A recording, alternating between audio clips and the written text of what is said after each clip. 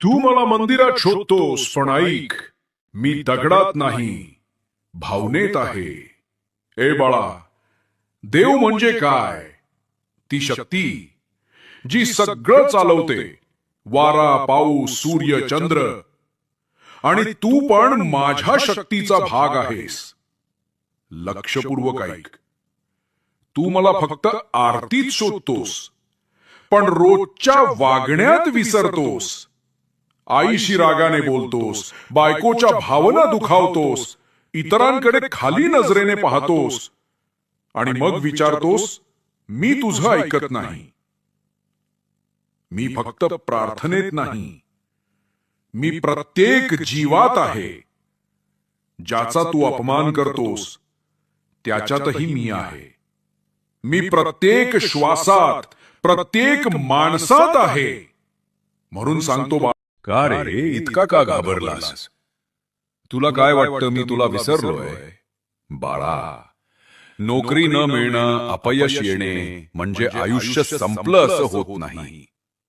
कधी कधी मी तुझ्या वाटेत अडचणी देतो, पण त्या तू थांबावेस म्हणून नाही, तू आणखी प्रयत्न करावेस म्हणून.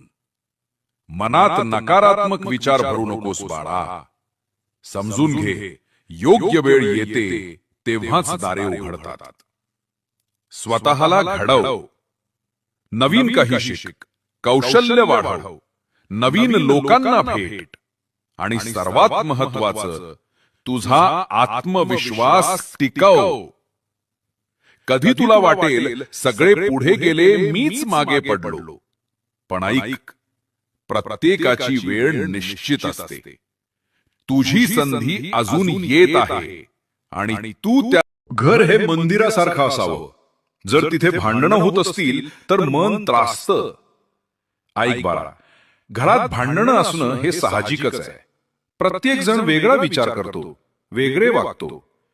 पण संवाद नकोसा झाल्यावरच जास्त गोंधळ सुरू होतो. तू बोलतोस का? आणि खूप महत्वाचे, तू दुसऱ्यांचे ऐकतोस का? का फक्त सांगतोस, ऐकत नाहीस? लक्षपूर्वक ऐक.